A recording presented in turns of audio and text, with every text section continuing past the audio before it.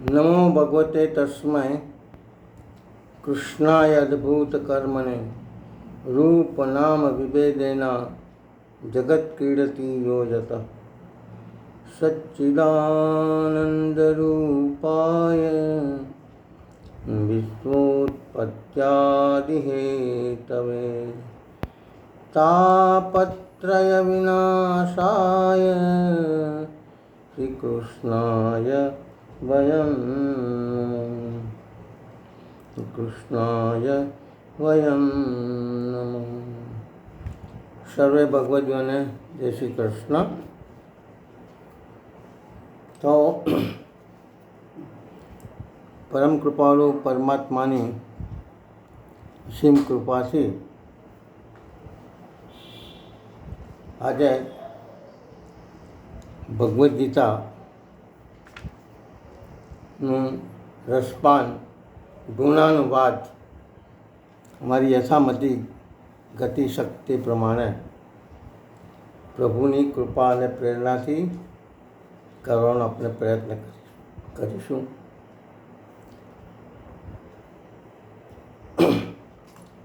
તો છેલ્લા 2 વર્ષથી ભગવદ્ ગીતા વિશે તો ભણતા હતા કોલેજમાં, ત્યારથી ભગવદ્ ગીતા વિશે આપણે કંઈક ને કંઈક જાણતા હતા, પરંતુ પ્રભુ કૃપાથી 12 વર્ષ પહેલાં પ્રભુની જે પ્રેરણા થઈ અને આપણા વલ્લભપુર ગુરુ નિત્યલીલા પૂજ્ય શ્રી બ્રજેશ કુમારજી મહારાજશ્રીના આશીર્વાદથી આ ભગવદ્ ગીતામાં પ્રભુની વાણીના ગુણાનુવાદને સમજવાનો અને એનું લેખન મનન અને ચિંતન કરવાનો એક નમ્ર પ્રયાસ શરૂ કર્યો અને પ્રભુ કૃપાથી ભગવદ્ ગીતા પરનું જે કંઈ સંદર્ભ સાહિત્ય હતું,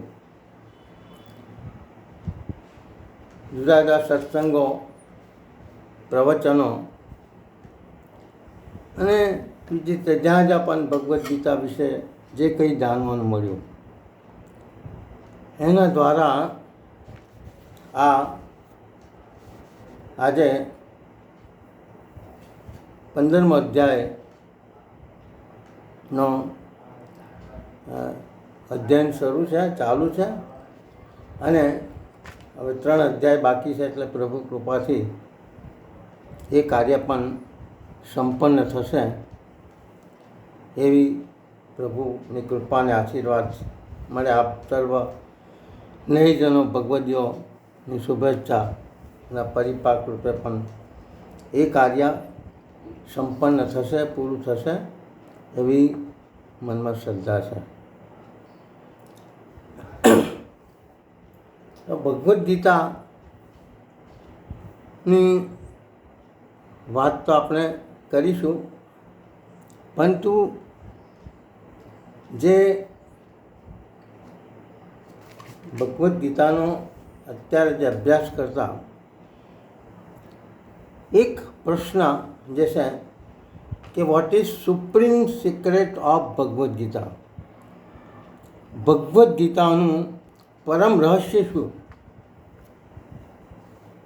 અને આ 15મો અધ્યાયનું અભ્યાસ કરતા આ પ્રશ્ન અને એમાં જે ભગવાને જે ગુહ્ય વાતો કરી છે, ગુહ્યતમ જ્ઞાન ભગવાને ભગવદ્ ગીતામાં જે આપ્યું છે એની વાત થોડી કરવી છે મારે। આમ તો ભગવાને કૃષ્ણએ ભગવદ્ ગીતામાં ઘણી બધી જગ્યાએ ગુહ્ય, ગુહ્યતર અને ગુહ્યતમ જ્ઞાન જે છે એની વાત કરી છે. ત્રીજો અધ્યાય જે આપણે વાત કરીશું ત્યારે કર્મયોગ, એમાં પણ ભગવાને ઘણી બધી ગુહ્ય વાતો કરી છે. અધ્યાય ચોથાના ત્રીજા શ્લોકમાં પણ ભગવાન એક ગુહ્ય વાત કરે છે. અધ્યાય 9માંનો પહેલો શ્લોક, અધ્યાય 10નો વિભૂતિ યોગ, અધ્યાય 11નો પહેલો શ્લોક, અધ્યાય 15નો 6, 7 અને 20મો શ્લોક, અધ્યાય 18ના 64, 65, 66 આ જગ્યાએ ભગવાને બહુ જ કેટલીક જગ્યાએ ગુહ્ય વાત કરી છે, કેટલીક જગ્યાએ ગુહ્યતર વાત કરી છે અને કેટલીક જગ્યાએ ગુહ્યતમ વાત કરી છે. તો ભગવદ્ ગીતાનું સુપ્રીમ સિક્રેટ શું છે? ભગવદ્ ગીતાનું રહસ્ય શું? તો ભગવદ્ ગીતામાં જે ગૂઢ રહસ્ય, ગુહ્યતમ રહસ્ય છે એ ભગવાને 15મા અધ્યાય અને 18મા અધ્યાયમાં ભગવાને આ ગુહ્યતમ જ્ઞાનની વાત કરી છે. અને અધ્યાય 15નો 20મો શ્લોક જે છે એમાં ભગવાને પોતે કહ્યું છે, ઇતિ ગુહ્યતમ શાસ્ત્રમ ઇદમ ઉક્તમ મયા નદ એતદ બુદ્ધિમાન સ્યાત કૃતકૃત્ય ભારત. હે અર્જુન, મેં તને આ અતિ રહસ્યમય ગોપનીય શાસ્ત્ર કહ્યું. આને તત્વથી જાણનાર માણસ જ્ઞાની અને કૃતકૃત્ય થઈ જાય છે. આ ભગવાને 15મા અધ્યાયના 20મા શ્લોકમાં આ ગુહ્યતમ જ્ઞાન શું છે એની વાત ભગવાને આ છેલ્લા શ્લોકમાં જે કરી છે એ બહુ જ મહત્ત્વની વાત છે. તો આનો સંદર્ભ એ છે કે ભગવાને આ ભગવદ્ ગીતામાં અને આ અધ્યાયમાં ભગવાન જે કહેવા માગે છે કે આપણે આપણા જીવનનું પરમ લક્ષ્ય શું, માનવ જીવનનું પરમ કલ્યાણ શેમાં થાય. તો એ બધી વાત મારે નથી કરવી, કારણ કે ભાગવતમાં પણ વ્યાસજી શરૂઆતમાં સત્યમ પરમ ધીમહિ, જે સત્ય છે, પરમ સત્ય છે એની વાત કરી છે. આ પરમ સત્યને પામવાનું છે. પુષ્ટિ માર્ગમાં પણ આ વાત કરી છે વલ્લભાચાર્યજીએ. પરંતુ આપણે આ ભગવદ્ ગીતામાં ભગવાન જે કહે છે એના પર ફોકસ કરવું છે કે ભગવદ્ ગીતાના આધારે જીવનનું પરમ લક્ષ્ય, પરમ સત્ય શું. તો પરમ સત્ય, પરમ લક્ષ્ય, પરમ કલ્યાણ જીવનું કેવી રીતે થાય, તો એનું એક જ કારણ છે કે દરેક જીવ એનું પરમ લક્ષ્ય શું હોય છે? ભગવત પ્રાપ્તિ. આ ભગવત પ્રાપ્તિ એને આપણે જે રીતે ઓળખીએ રીતે ભગવત કૃપા, ભગવત દર્શન, ભગવત સ્વરૂપાનંદની અનુભૂતિ. પરંતુ ભગવત પ્રાપ્તિ એ દરેક જીવનું લક્ષ્ય હોય છે. ને એને માટે ભગવાને આપણને 3 માર્ગો બતાવ્યા. કોઈ કર્મ દ્વારા, કોઈ જ્ઞાન દ્વારા અને કોઈ ભક્તિ દ્વારા આ ભગવત પ્રાપ્તિ સુધી પહોંચી શકે. ભગવાને કોઈ પણ જગ્યાએ એવું નથી કીધું કે આ 3માંથી કોઈ પણ માર્ગ ખોટો છે. 3 માર્ગે ભગવત પ્રાપ્તિ થઈ શકે. તો પ્રશ્ન એ છે કે આ ભગવત પ્રાપ્તિ કરવી કેવી રીતે? ભગવાને પોતાનું કોઈ સરનામું આપ્યું છે ખરું કે મારી પ્રાપ્તિ, મારા પરમધામ સુધી તમે કેવી રીતે પહોંચી શકો? ભગવત પ્રાપ્તિ એટલે ભગવાન સુધી પહોંચવું તો પડે ને. ભગવાનને શોધવા તો પડે આપણે, ભગવાન ક્યાં રહે છે? તો આ વાત જે છે ભગવાને કરી છે કે ભગવત પ્રાપ્તિ માટે ભગવાન સુધી પહોંચવું પડે. તો આ જે પહોંચવાની વાત છે, ભગવાન ક્યાં મળે? દરેકની આસ્થાનો વિષય છે. કોઈ જ્ઞાન માર્ગ દ્વારા ભગવાન સુધી પહોંચી શકે, કોઈ કર્મ દ્વારા, કોઈ ભક્તિ માર્ગ દ્વારા. પરંતુ ભગવાને આ 15મા અધ્યાયમાં ભગવાને એમના 2 કાયમી સરનામા આપ્યા છે. આપણે પેલું ભજન પણ હરિ ના હરિ તારું ક્યાં પેલું છે ને, કયે નામે લખવી કંકોત્રી, હરિ તારા નામ છે હજાર, કયે ગામે લખવી કંકોત્રી, તારા ગામ છે હજાર. આપણું કહીએ છીએ બરાબર. એટલે ભગવાનને આપણે ભક્તિ કરીએ છીએ, ભગવાનને શોધવા ક્યાં? ભગવાનનું એડ્રેસ શું? ભગવાનનું કાયમી સરનામું કયું? તો ભગવદ્ ગીતાના 15મા અધ્યાયમાં ભગવાન કહે છે કે મારા 2 કાયમી સરનામા ભગવાને આપ્યા છે. આ ભગવાને આપ્યા છે, બીજા કોઈ નથી આપ્યા. તો કયા સરનામા? ભગવાનને ક્યાં શોધવા? તો ભગવાને 15મા અધ્યાયના 6થા શ્લોકમાં, બધા ભાઈ ભગવદ્ ગીતા હોય તો જોજો, 15મો અધ્યાય 6થો શ્લોક. એમાં શું કહે છે ભગવાન? ન તત પાસયતે સૂર્ય ન શશાંકો ન પાવક જગત્વા ન નિવર્તન્તે તત ધામ પરમમ મમ. ભગવાને આ બહુ મોટી વાત કરી કે મને ક્યાં શોધો, હું ક્યાં છું? તો ભગવાને આ 6થા શ્લોકમાં આ પોતાનું જે પરમધામ છે એ પરમધામની વાત કરી છે. પરમધામ ભગવાનનું કયું? તો ભગવાન કહે છે કયું પરમધામ? ન તદ ભાષયતે સૂર્ય ન શશાંક ન પાવક. મારું પરમધામ એ છે જ્યાં સૂર્ય પ્રકાશિત થતો નથી, સૂર્યનો પ્રકાશ પહોંચી શકતો નથી, ચંદ્રનું તેજ પહોંચી શકતું નથી, અગ્નિનું તેજ પહોંચી શકતું નથી. અને હવેની વાત કરી કે સૂર્ય જે સમસ્ત વિશ્વને પ્રકાશિત કરે છે, ભગવાન કહે છે, આધ્યાય મેં 2 જગ્યાએ કીધું છે, 6થા શ્લોકમાં અને 12મા શ્લોકમાં 2 જગ્યાએ ભગવાને કીધું છે. તો ભગવાન કહે છે કે મારું પરમધામ એ ત્યાં છે જ્યાં સૂર્યનો પ્રકાશ પણ પહોંચી શકતો નથી, જ્યાં ચંદ્રનું તેજ પણ પહોંચી શકતું નથી, અને જ્યાં અગ્નિ પણ પહોંચી શકતો નથી, અગ્નિનું તેજ પણ પહોંચી શકતો નથી. આ બહુ મોટી વાત ભગવાને કરી છે. તો સૂર્યનું તેજ ના પહોંચે એવી વાત ભગવાને શા માટે કરી?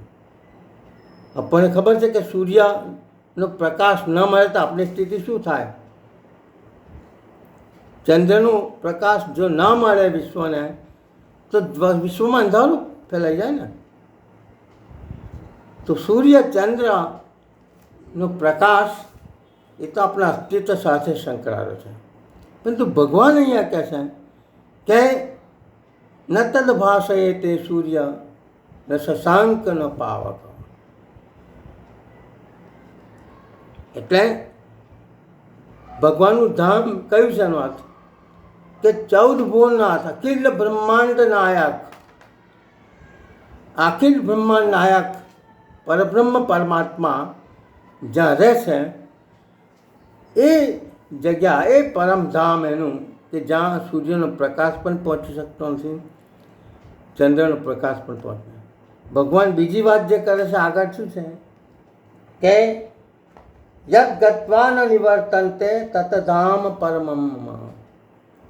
એટલે કે જે વ્યક્તિ, જે મનુષ્ય મારા પરમધામમાં આવી જાય પછી એનું આવાગમન બંધ થઈ જાય છે, એનો પુનર્જન્મ થતો નથી.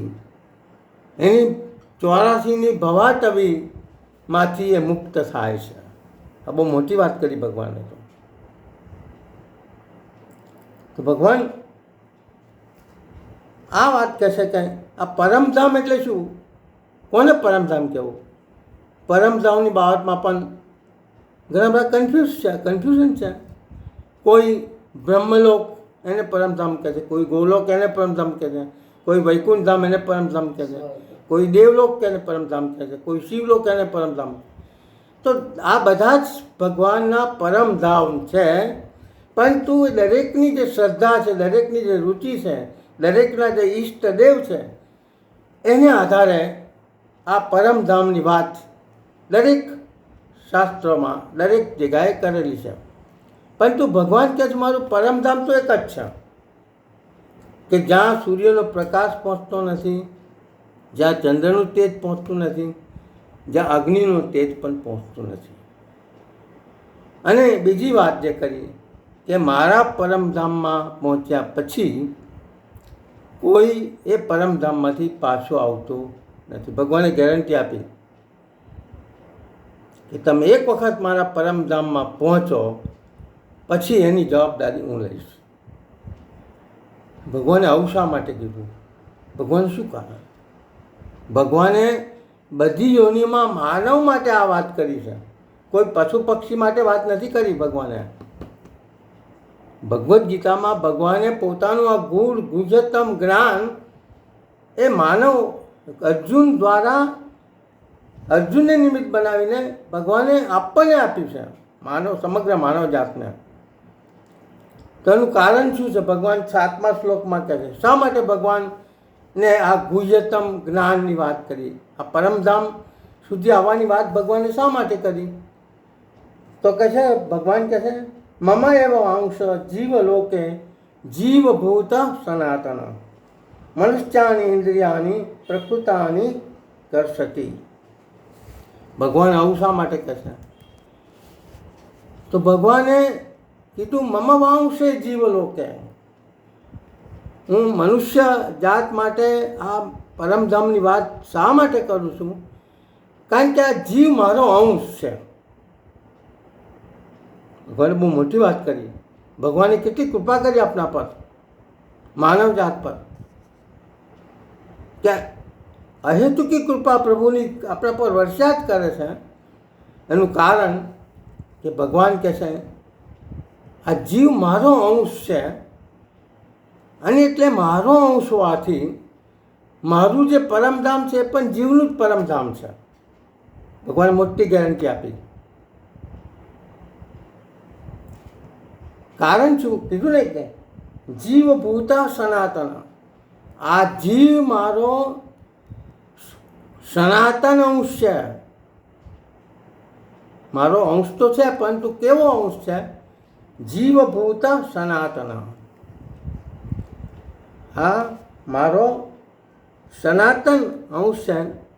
અને આ પ્રકૃતિમાં રહેલી મનુષ્યની 5 ઇન્દ્રિયો એને ખેંચે છે. આ જીવ એ ભગવાનનો અંશ છે અને આપણી 5 જે જ્ઞાનેન્દ્રિયો અને 6થું મન એ જીવને સતત આ અંશ હોવાથી આ તરફ ખેંચે છે. હવે બહુ સ્વાભાવિક છે કે શા માટે ભગવાને આ કીધું મમ વાંશે જીવલોકે? તો એનું કારણ એ છે કે અંશીનો અંશ હોવાથી જીવનું બહુ સ્વાભાવિક સ્વરૂપ છે કે જીવ અંશી તરફ જાય. નદી હોય એ નદી એ સમૂહ સાગરનો અંશ છે, એટલે નદી પોતાનો પ્રવાહ સતત સાગર તરફ જ જતો હોય છે. નદીનું અંતિમ ગંતવ્ય છે કે સાગર સુધી પહોંચવું, સાગરને મળવું. અને એટલા માટે આ જીવ, ભગવાન કહે છે આ અંશ, જીવ મારો અંશ છે અને આ અંશ હોવાથી જીવ સતત મારા સુધી પહોંચવાનો પ્રયત્ન કરે એટલા માટે જીવને આ પોતાના પરમધામની વાત ભગવાન કરે છે.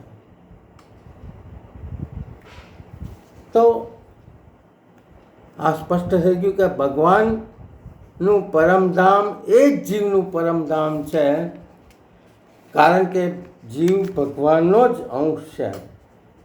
અને એટલે ભગવાનના પરમધામ સુધી પહોંચવું એ જીવનો સ્વાભાવિક ક્રમ છે.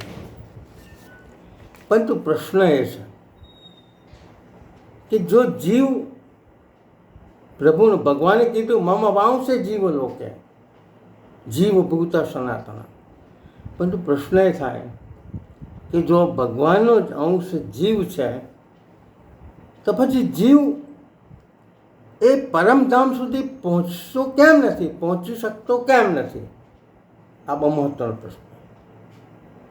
દરેકને ભગવત પ્રાપ્તિ કરવી છે, પરમધામ સુધી તો પહોંચવું છે દરેકને, પરંતુ આ પરમધામ સુધી પહોંચી શકતા નથી. જે પહોંચે છે એ પરમધામમાં એને પછી પાછું આવવું પડતું નથી.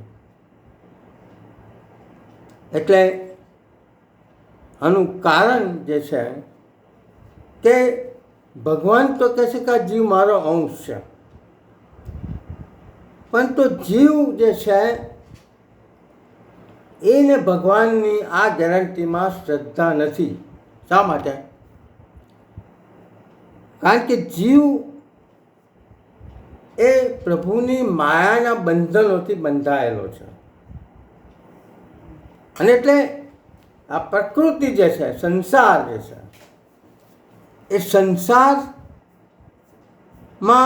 રહીને જીવને પ્રભુની પ્રાપ્તિ કરવાની છે. એટલે બહુ મુશ્કેલ વાત છે. એટલે ભગવાને કહી તો દીધું કે ભાઈ પરમધામ સુધી પહોંચવું એ જીવનું લક્ષ્ય હોવું જોઈએ, કારણ કે જીવ મારો અંશ છે. પરંતુ ભગવાને આટલી ગેરંટી આપી છતાં પણ જીવ પરમધામ સુધી પહોંચી શકતો નથી. તો એનું કારણ કે શા માટે આ થાય છે, એનું કારણ શું? તો ભગવાને કીધું કે પરમધામ સુધી પહોંચવા માટે ભગવાને 3 રસ્તા બતાવ્યા. મેં આગળ જ વાત કરી કે જ્ઞાન માર્ગથી પણ મારા સુધી આ પરમધામ સુધી પહોંચી શકાય. કર્મ માર્ગ દ્વારા પણ, ભગવદ્ ગીતામાં ભગવાન બધી આ વાત કરશે, કર્મ માર્ગ દ્વારા પણ ભગવત પ્રાપ્તિ થઈ શકે, અને ભક્તિ માર્ગ દ્વારા પણ ભગવત પ્રાપ્તિ થઈ શકે. પરંતુ અહીંયા ભગવાને ભક્તિને વિશિષ્ટતા બતાવી છે. ભગવાને ભક્તિની વિશેષતા બતાવી છે. કઈ રીતે એ આપણે આગળ જોઈશું. તો ભગવાને વાસ્તવિકતા આ પ્રગટ કરી છે કે જીવ મારો જ અંશ હોવાથી મને જીવમાં શ્રદ્ધા છે. અને એટલે આપણા શ્રીનાથજી બાવા પુષ્ટિ માર્ગમાં પણ શ્રીનાથજી બાવા પોતાનો હાથ ઊંચો રાખીને જીવને પોતાની તરફ ખેંચવાનો પ્રયત્ન કરે છે. પરંતુ આ જીવ એને 2 વસ્તુ જોઈએ છે. શું 2 વસ્તુ? એક તો આપણે ભગવત પ્રાપ્તિ, ભગવાનના પરમધામ સુધી પહોંચવું પણ છે, અને બીજું કે સંસારમાં રહીને સંસાર પણ જોઈએ છે. સંસારના જે પદાર્થો છે એ બધા જ અહંતા, મમતા, ભૌતિક સંપત્તિ, ધન સંપત્તિ, પદ, પ્રતિષ્ઠા, આ બધું જોઈએ છે. અને ભગવત પ્રાપ્તિ પણ કરવી છે, ભગવાનના પરમધામ સુધી પણ પહોંચવું છે. પરંતુ આ બહુ અઘરું કામ છે, કારણ કે ભગવાન આગળ જે કહે છે કે મારો અંશ જીવ છે, પરંતુ મારો જીવ અંશ એ માયાથી, મારી માયાથી બંધાયેલો છે. અને એટલે આ સંસારની ભવાટવીમાંથી એ મારા સુધી પહોંચી શકતો નથી. આ બહુ વાત કરી ભગવાને, સરસ. તો એનું કારણ શું?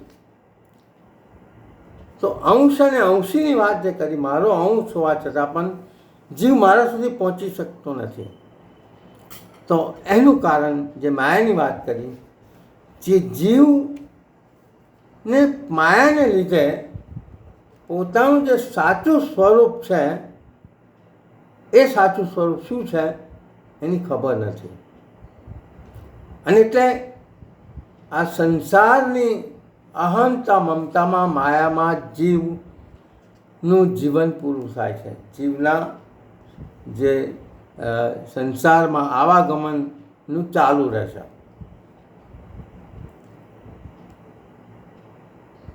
હવે ભગવાન તો કહેશે કે જીવ મારો અંશ છે, ભગવાને તો આપણા પર કૃપા કરી, પરંતુ જેને આપણે માનીએ છીએ મારો સંસાર, પ્રકૃતિ, આ ઘર બાર, પિતા પુત્રી પત્ની, ધન સંપત્તિ દોલત, શરીર, આ બધા કહે છે જીવ મારો છે.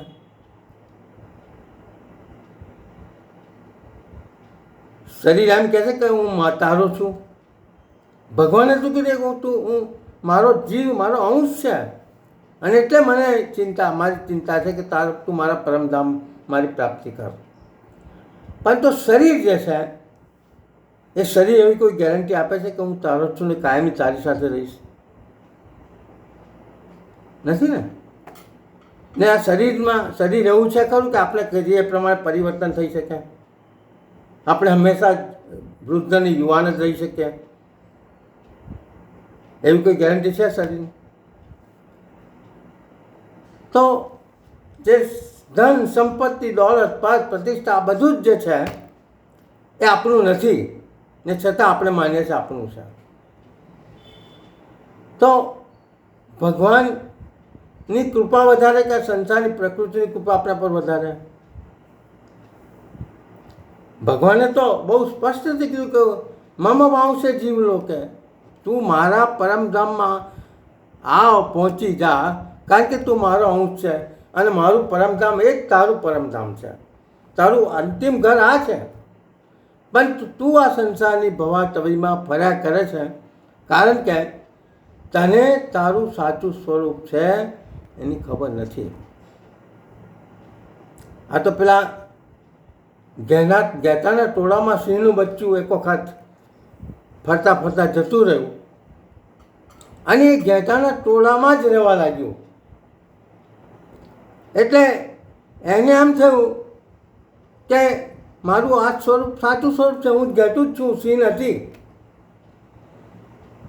તો વાર્તા આપણને ખબર છે કે એની માતા એક વખત એને જોયું અને એને પકડીને બહાર લાવીને કીધું કે તું ઘેટાનું બચ્ચું ને, તું તો સિંહનું બચ્ચું છે, સિંહનો જંગલનો રાજા છે. પણ પેલું માનવા તૈયાર જ નહીં. એટલે સુખદેવજીને વ્યાસજીનો જે સંવાદ છે મને યાદ છે કે વ્યાસજી અને સુખદેવજી બંને એક વખત જતા હતા અને રસ્તામાં એક કાદવનું કુંડ હતો અને એમાં એક ભમરો એમાં ફર્યા કરતો હતો, જીવડું ફર્યા કરતું હતું.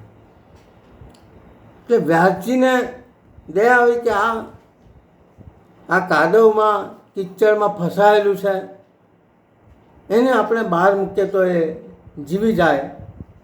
એટલે એને પરીક્ષિતને સુખદેવજી અને પરીક્ષિતની વાત છે. પરીક્ષિતે કીધું કે તું આ કીડાને કાદવમાંથી બહાર કાઢ. એટલે પરીક્ષિત કીડાને કાદવમાંથી બહાર મૂકે છે, તો ફરી પાછું કીડો કાદવમાં જ જાય છે. ફરી પાછા સુખદેવજી પરીક્ષિતને કહે છે કે તું આને બહાર કાઢ. પરંતુ એ કીડો એમ માને છે કે મારું અસલી સ્થળ આ છે. તો આપણે પણ ભગવાન જે કહેવા માગે છે એમાં આપણે પણ આ સંસાર જે છે એ સંસારને જ આપણું સાચું સુખ, સાચું સ્થળ, સાચું સરનામું માની, કાયમી સરનામું માની બેઠા. બાકી ભગવાને તો આપણને ગેરંટી આપી દીધી કે તું મારો અંશ છે અને એટલે તારું મૂળ જે સ્વરૂપ છે એ જ મારું સ્વરૂપ છે, એ જ તારું મૂળ સ્વરૂપ છે, અને એટલે તું મારા પરમધામ સુધી પહોંચ. મમ એવ આ પદથી ભગવાન ગેરંટી આપે છે જીવને કે તું મારો જ અંશ છે, અને એટલે તું આ સંસાર પ્રકૃતિ જે છે એ તારું સાચું સ્વરૂપ નથી.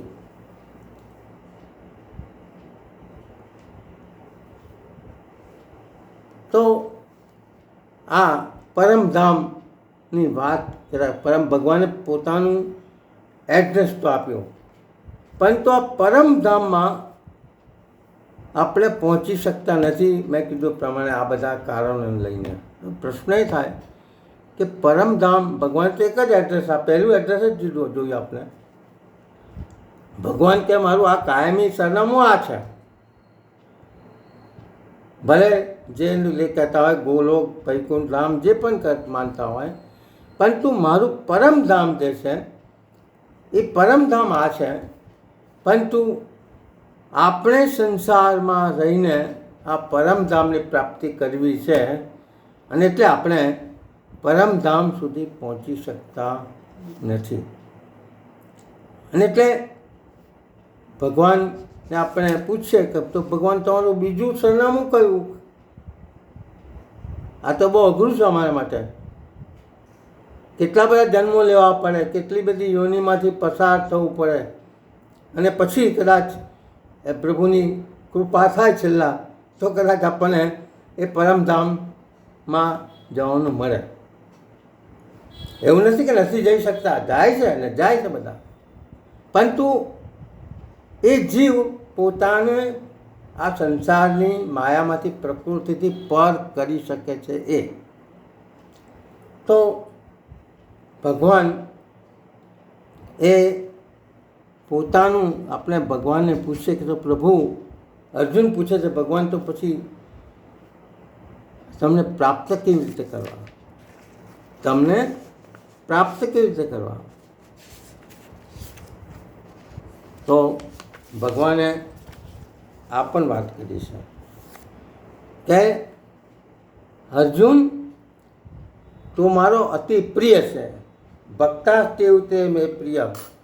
12મા અધ્યાયના 10મા શ્લોકમાં ભગવાને કહે છે કે મને કયો ભક્ત પ્રિય છે કે જે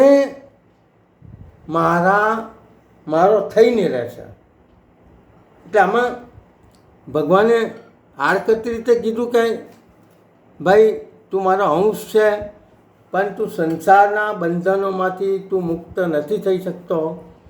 તો એને માટે ભગવાન આપણે 2 કે 3 વસ્તુઓને ભગવાન આગળ પણ કહેશે યાદ કરા. પહેલી વસ્તુ શું? પહેલી વસ્તુ એ કે આ શરીર એ અનિત્ય છે. શરીર એ તારું સાચું સ્વરૂપ નથી, કારણ કે શરીર એ નાશવંત છે. બીજી વાત કે મનમાં એ ભાવ, એટલે કે અહંતા મમતાની જે વાત કરી છે ભગવાને, આ અહંતા મમતાને લઈને આપણે સંસારના બંધનોમાં ફસાયેલા છે. તો અહીંયા અહંતા મમતાને જો આપણે બીજી રીતે જોઈએ તો અહંતા કરવાની, મારું કરવાનું હું, પરંતુ એ ભાવથી કે હું ભગવાનનો છું, આ અહંતા, હું ભગવાનનો છું અને ભગવાન મારા છે, આ મમતા. હું ભગવાનનો છું અને ભગવાન મારા છે, અને જે કંઈ છે સર્વ ભગવાનનું જ છે. જે કંઈ છે એ સર્વ ભગવાનનું છે. આ ભાવથી આપણે ભગવાન કહે છે 18મા અધ્યાયના 63, 64, 65, 66 આ શ્લોકમાં ભગવાન એને પોતાનું બીજું સરનામું આપવા માટે એ કન્ડિશન મૂકે છે. ભગવાન કહે છે કે આ ભગવદ્ ગીતાનું બીજું જે રહસ્ય છે એ રહસ્યમાં ભગવાન કહે છે ઈશ્વર સર્વભૂતાનામ હૃદયે અર્જુન તિષ્ઠતિ. 18મા અધ્યાયના 61મા શ્લોકમાં ભગવાને બીજી પહેલે કહે છે ઈશ્વર સર્વભૂતાનામ હૃદયે અર્જુન તિષ્ઠતિ. હે અર્જુન, સમગ્ર પ્રકૃતિ, સર્વભૂતાનામ એટલે સર્વભૂતોમાં, સર્વ જીવોમાં, સર્વ યોનિમાં, સર્વ પ્રકૃતિમાં, અર્જુન દરેકના હૃદયમાં હું બિરાજું છું. ઈશ્વર સર્વભૂતાનામ હૃદયે અર્જુન તિષ્ઠતિ. આ બહુ મોટી વાત કરી ભગવાને કે હું, ભગવાન કહે છે હું ક્યાં નથી, હું પ્રકૃતિના ચરાચર જળ ચેતન, પશુ પક્ષી, પ્રાણી, માનવ યોનિના દરેકના હૃદયમાં હું બિરાજું છું. અને એટલે આ 61મા શ્લોકમાં ભગવાને કીધું કે તારે મારા સુધી પહોંચવું હોય તો મારી શરણાગતિ સ્વીકાર. શરણાગતિની વાત અહીંયા 18મો અધ્યાય, આખો અધ્યાય જે છે એમાં ભગવાન અર્જુનને આ સલાહ આપે છે કે ઈશ્વર પ્રગટ થયેલા દરેકના હૃદયમાં બિરાજમાન છે, પરંતુ બધાને એ ભમાવે છે. ફરી પાછું આવ્યું માયા દ્વારા. અહીંયા પણ ભગવાન કહે છે દરેકના હૃદયમાં હું બિરાજું તો છું, પરંતુ એમાં પણ મારી માયાને તો તારે પાર કરવી પડે. અને એટલે આપણે શરણાગતિ એટલે શું? ભગવાનના શરણે જવું એટલે શું? આ 18મા અધ્યાયમાં ભગવાને શરણાગતિ, પોતાની શરણાગતિની વ્યાખ્યા જે આપી છે એ શરણાગતિ, શરણે જવું એટલે શું? અને શરણાગતિમાં જવા માટે ભગવાનની ભક્તિ, ભગવાનનું નામ સ્મરણ, સંકીર્તન એ જ એક સાચો ઉપાય છે. શ્રી કૃષ્ણ શરણમ મમ. અને પરંતુ શરણે જવું એટલે શું? તો શરણે જવું એટલે એનો અર્થ એ ખરો કે પ્રભુને આપણી સ્થાવર જંગમ જે મિલકત છે, જે ધન સંપત્તિ છે, ઘર, આ બધું જ ભગવાનને સોંપી દેવું. પ્રભુની શરણાગતિ, શરણે જવાની વાત ભગવાન જે કરે છે એ શરણાગતિ, શરણે જવું એટલે શું? કે શ્રી કૃષ્ણ શરણમાં ભગવાનની સેવા કરવી, શરણે જવું એટલે મંદિરે જવું, ધર્મનું પાલન કરવું, સેવા કરવી, માળા કરવી, જપ કરવી, નામ સંકીર્તન, આ બધા શરણાગતિના પગથિયા છે.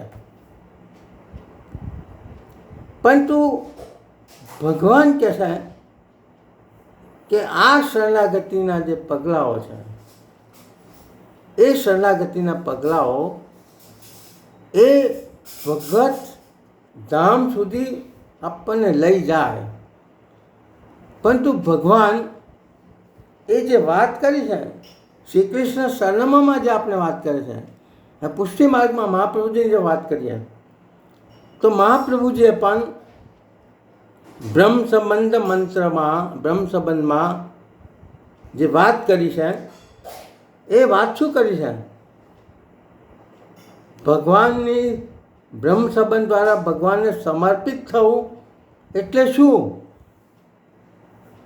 ભગવાન વલ્લભાચાર્યજી કહે છે કે ભગવાનને આ ગદ્ય મંત્ર દ્વારા જે આપણે કહીએ છીએ કે આ દેહ, ઇન્દ્રિય, પ્રાણ, અંતઃકરણ અને એના ધર્મો, સ્ત્રી, ધન, સંપત્તિ, ઘર, પુત્ર, આ લોક અને પરલોક આત્મા સહિત સમર્પણ કરું છું. આ બહુ મોટી વાત કરી. આપણે બ્રહ્મ સંબંધનો મંત્ર સેવામાં બોલીએ કે ગમે ત્યારે બોલીએ તો એનું એક આધિભૌતિક સ્વરૂપ બરાબર છે કે આપણે ભગવાનની સેવામાં કહીએ ત્યારે ભગવાનને આ રીતે સમર્પિત થઈએ છીએ. પરંતુ મહાપ્રભુજી જે વાત કરી છે સર્વસ્વ સમર્પણની, સર્વ અને સ્વ. સર્વ એટલે આ બધું જ. કયું સર્વ એટલે આ જેને આપણે માનીએ છીએ આપણું પોતાનું એ સ્થાવર જંગમ ધન સંપત્તિ પુત્ર પત્ની આ બધું જ. પરંતુ સ્વની વાત કરીએ છે. સર્વ સ્વનું સમર્પણ, સ્વનું સમર્પણ. અને અહીંયા પણ ભગવાન જે કહે છે કે મારી શરણાગતિ શ્રી કૃષ્ણ શરણમાં વાત છે. એટલે ભગવાને ભક્તિની મહાપ્રભુજી એ જે વાત કરી છે, ગોસાઈજીએ ભક્તિના બે સ્વરૂપો બતાવ્યા છે. એક બાહ્યાંતર ભક્તિ અને બીજી અભ્યંતર ભક્તિ. આની બહુ વિગતે નહીં જાઉં, પરંતુ બાહ્યાંતર ભક્તિ એટલે મહાપ્રભુજીએ પોતાના સિદ્ધાંત મુક્તાવલી ગ્રંથના પહેલા શ્લોકમાં પ્રભુને જે સમર્પણ નમન કરે છે એમાં પહેલા શ્લોકમાં જ કહ્યું નત્વા હરિ પ્રવક્ષ્યામિ સ્વસિદ્ધાંત વિનિશ્ચયમ કૃષ્ણ સેવા સદા કાર્યા માનસી સા પરામતા. અને એટલા માટે એને કીધું તતસિદ્ધ એ તનુવિત્તજા ચેતસ્ત્વમ પ્રવણમ સેવા તતસિદ્ધ એ તનુવિત્તજા.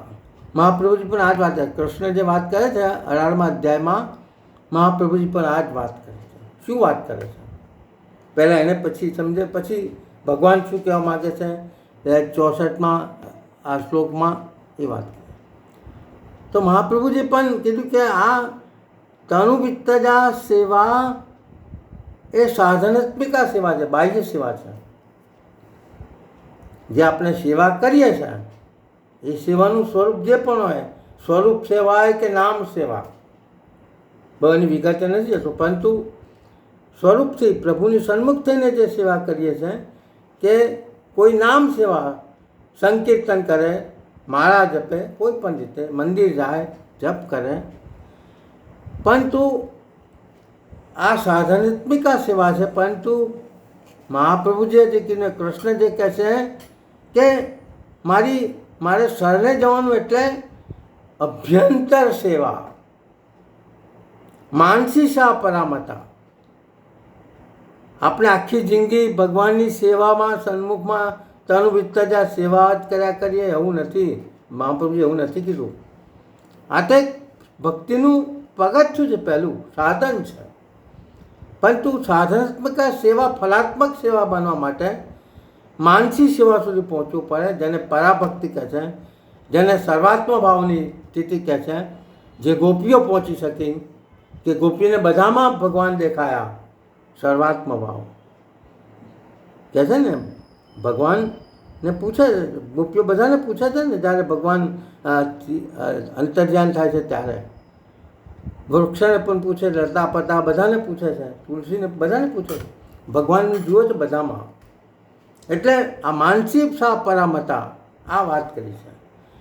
એટલે આ ભગવાને મહાપ્રભુજી પણ આ વાત કરી. હવે જે કૃષ્ણ જે વાત કરે છે એ road to divine, road to the divine 18મા અધ્યાયના જે 65ના શ્લોકમાં જે કહે છે એ 65મા શ્લોકમાં કહે છે, ભગવાન કહે છે કે ભગવત પ્રાપ્તિ પરમધામ સુધી ના જઈ શકો, પરંતુ તમે તમારા હૃદય સુધી પહોંચી શકો. તો ભગવાન સુધી પહોંચવાનો રસ્તો 14 ઇંચનો છે, 14 ઇંચ. મસ્તિષ્કથી હૃદય સુધી પહોંચે તો ભગવત પ્રાપ્તિ થઈ શકે. એટલે મસ્તિષ્કથી હૃદય સુધી પહોંચવું એટલે આપણા મસ્તિષ્કમાં જ આ બધું છે ને. પ્રકૃતિ સંસાર મસ્તિષ્કમાં છે, હૃદયમાં નથી. અહંતા, મમતા, કામ, ક્રોધ, લોભ, મોહ, મત્સર આ બધું મસ્તિષ્કમાં છે. એટલે 14 ઇંચનો રસ્તો છે. મસ્તિષ્કથી હૃદય સુધી પહોંચવા માટે ભગવાન શું કહે છે? 65મા શ્લોકમાં, મન મના ભવ મદ ભક્તો મધ્યાજી મામ નમસ્કરું મામ એવ એષત્સી સત્યમ તે પ્રતિષ્ઠાની પ્રિય અસુ. ભગવાને બહુ મોટી વાત કરી. ભગવાન કહે છે કે મારી શરણાગતિ, મારી ભક્તિ એટલે મન, બુદ્ધિ, ચિત્ત અને પ્રાણથી મને સમર્પિત થવાનું.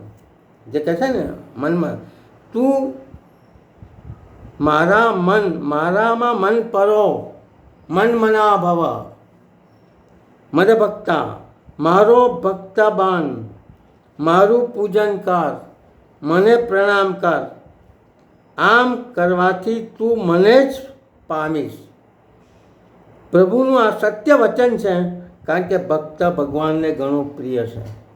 ભગવાને 6 શ્લોકને 7મા શ્લોકમાં પોતાના પરમ ધામનું એક એડ્રેસ આપ્યું અને 18મા અધ્યાયમાં 65માં, 66માં અને 67મા શ્લોકમાં ભગવાન આ બીજું એડ્રેસ આપ્યું કે મારા સુધી પહોંચવાનો રસ્તો ફક્ત 14 પેલો પરમધામમાં જવું તો સૂર્ય બધા બધું બહુ દૂર જવું પડે, બધી કેટલી બધી યોનિઓમાંથી પસાર થવું પડે. ભગવાન કે બહુ સહેલો રસ્તો છે, ફક્ત 14 ઇંચનો રસ્તો છે મસ્તિષ્ક સુધીથી મારા હૃદય સુધી પહોંચવાનો. અને એટલે ભગવાને આ 9મા અધ્યાયમાં પણ આ શ્લોક ફરી કહે છે. ભગવાન આપણે જોઈશું 9મા અધ્યાય પણ ભગવાન મન મના ભવની વાત કરી છે. તો આ જે વાત છે એ ભગવાને પછી એની આગળ પણ કીધું 58મા શ્લોકમાં ભગવાન કહે છે કે અર્જુન, આ 2 રસ્તા મેં તને બતાવ્યા મારા સુધી પરમધામ સુધી પહોંચવાના. હવે એના તું વિચાર, એનું ચિંતન કર, મનન કર, તને જે યોગ્ય લાગે તે કર. કાં તો તું તારું મન મને આપ, કાં તો તું સંસારને આપ મન. એ તારા પર છે, તારા વિવેક પર છે. ભગવાને તો આ કહીને છૂટી ગયા. પરંતુ ભગવાને સાથે સાથે બીજી વાત પણ કરી 58મા શ્લોકમાં કે અર્જુન, મેં તને આ ગુહ્યતમ જ્ઞાન જે આપ્યું છે એ ફક્ત ને ફક્ત મારો ભક્ત હોય એને જ આપજે. મારો અભક્ત હોય, મારામાં જે માનતો ના હોય, મારી નિંદા કરતો હોય, ટીકા કરતો હોય, મને સ્વીકારતો ના હોય, એને જો તું આપીશ તો તારો વિનાશ થશે. ભગવાને આપણને આ કીધું, અર્જુને કીધું, પરંતુ અર્જુનના માધ્યમથી ભગવાને આપણને આ ધમકી આપી કે આ બધી વસ્તુ મેં તને ગુહ્યતમ જ્ઞાન આપ્યું, પરંતુ આ ગુહ્યતમ જ્ઞાન જે અધિકારી હોય, જે યોગ્ય હોય એ વ્યક્તિની આગળ જ વાત કરજે. બીજાની જ આગળ વાત કરીશ તો તારો વિનાશ, તારું પતન થશે. તો આ રીતે આ અધ્યાયમાં ભગવાને જે ભગવદ્ ગીતાનું જે સુપ્રીમ સિક્રેટ છે એ સુપ્રીમ સિક્રેટ શું છે એ આ 15મા અધ્યાય અને 18મા અધ્યાયમાં ભગવાને બીજી બધી વાતે ફરી આગળ પણ કરી છે. ગુહ્યતમ એ બધી વાત ભગવદ્ ગીતાની જ્યારે ચર્ચા કરીશું ત્યારે આવશે. પરંતુ આપણે ભગવદ્ ગીતાની શરૂઆત કરીએ છીએ અને આપણે ભગવદ્ ગીતા ભાગવત જેનું અધ્યયન કરીએ છીએ, જેને પાઠ કરીએ છીએ, એની પાછળનું કારણ એ જ છે કે આપણે ભગવત પ્રાપ્તિ કરી છે. આપણું પરમ લક્ષ્ય છે ભગવત પ્રાપ્તિ. અને ભગવત પ્રાપ્તિ કેવી રીતે કરી ભગવાને પોતે જ કહ્યું છે આ ભગવદ્ ગીતામાં અને ભાગવતમાં તો કહ્યું જ છે, પરંતુ ભગવદ્ ગીતામાં ભગવાને આ ગુહ્યતમ જ્ઞાન આપ્યું. તો આ સાથે આપણે આજના સત્સંગને વિરામ આપ્યા. આવતા સોમવારથી આપણે ભગવદ્ ગીતાની શરૂઆત કરીશું. જય શ્રી કૃષ્ણ. આશ્રયનું ગીત પદ બોલો મીનાબેન. ચરણના કેરો ભરોસો, લડાઈના ચરણ કેરો. લવનખ ચંદ્ર ચટાદીન, સબ જુગ માહે અંધેરો ભરોસો, લડાઈના ચરણ કેરો. साधन और नहीं आकली में, जासु होत निवेरो. सूर कहा कहे विविध आंधरो, बिना मोल को चेरो भरोसो, लड़ाईना चरण केरो. लड़ाईना चरण केरो भरोसो, लड़ाईना चरण केरो. श्री वल्लभ